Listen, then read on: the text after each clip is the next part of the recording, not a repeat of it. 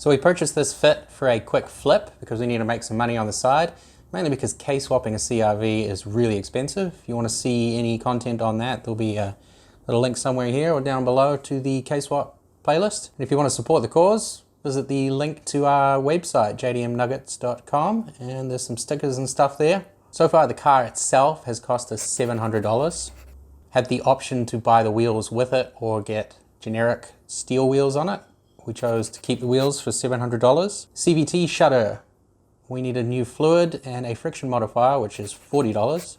Now the car's mechanically all right, first thing we need to do is give this thing a wash because it's filthy.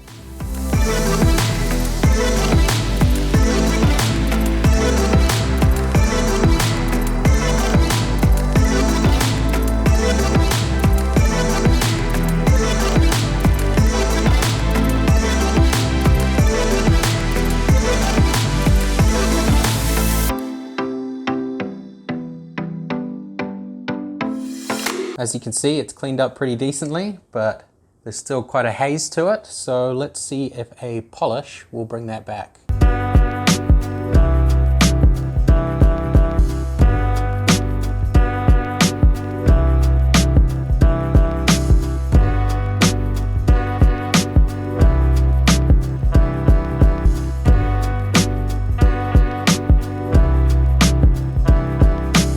Cut and polish turned out pretty well. Now we have to deal with these scummy headlights and this completely cooked vinyl wrap on the hood. 3D carbon wrap for the hood was $40 and the headlight lenses were $50. Let's remove this old vinyl wrap, which might uncover a few things we need to repair, and then we can move on to taking the front bumper off and removing the headlights to replace the lenses.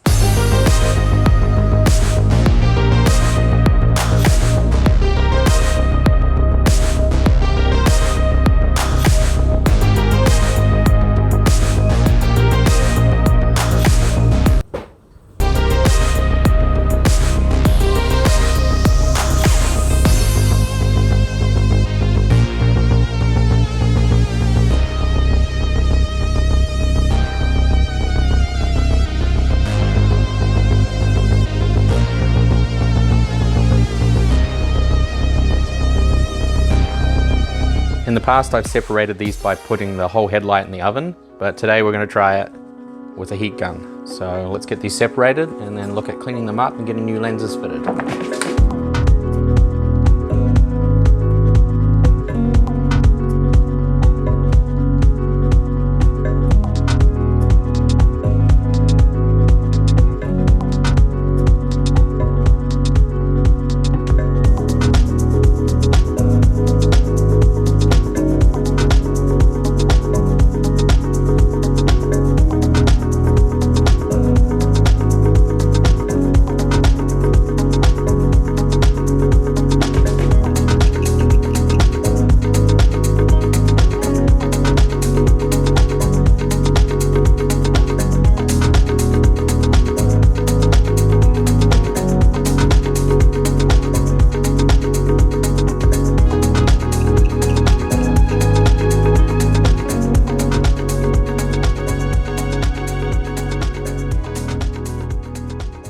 Well, that's a fairly big improvement without much investment.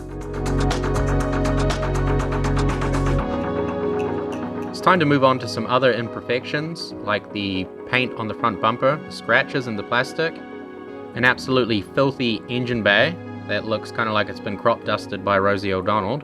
And a common failure with the fit or jazz seems to be a seam sealer leak around the seam at the hatch and in the roof channels. This causes water to go into the boot, or if you're in America, the trunk, which leads to mold, and in my case, quite a bit of mold. Let's start by cleaning up the engine bay with some degreaser, a brush, and a water blaster, and then we'll move on to the other issues.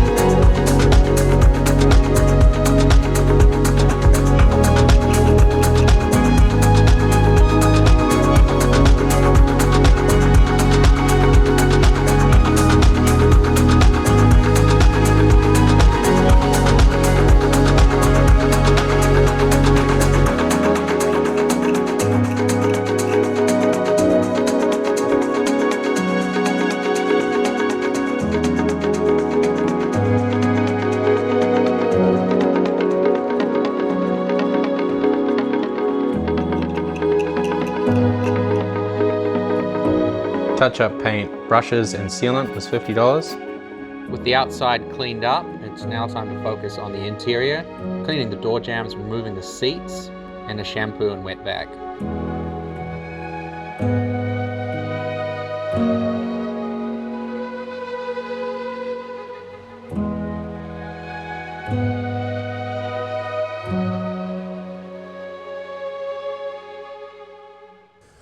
Wow, now that we got the seats out, it's revealed a whole bunch of shit in here. This thing is fucked. You need to take a vacuum, get all of the shit out of here, and then start the wet vac on all the carpet and the seats for the mold. Because as much as this looks like dirt, it's fucking mold, which is really not good for you. So, let's run a time lapse, clean up all of this shit, clean up all the plastics, clean up the dash, there's even some mold on the roof. And then we'll take this for a mission, get it road legal here in New Zealand, and get some good pictures of it, list it for sale, and see how much money we can make.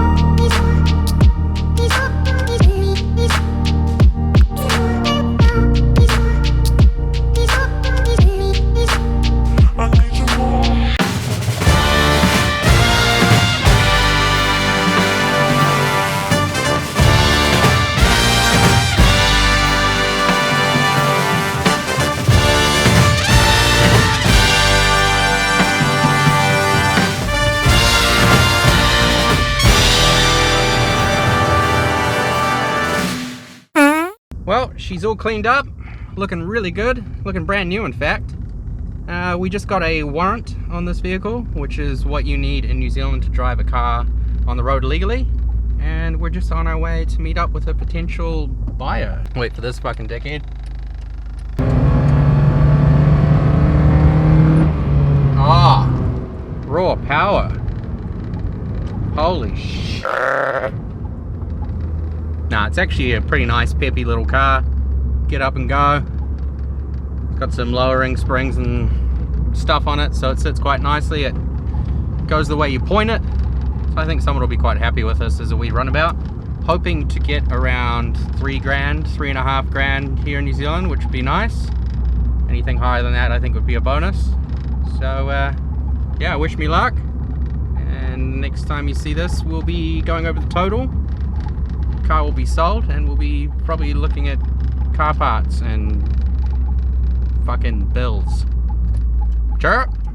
Someone's just coming to look at the car now, so last thing to really do is chuck a sticker on it. This is one of the bigger ones, and they're at jdmnuggets.com.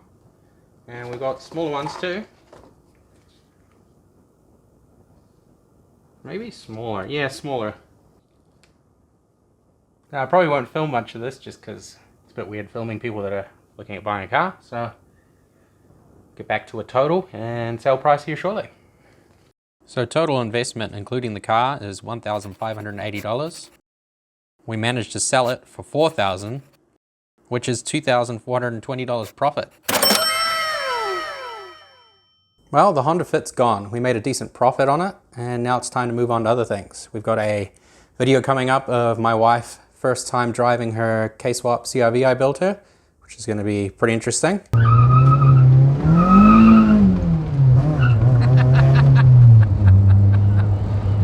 We've also got a video installing these all-wheel drive Hasport mounts.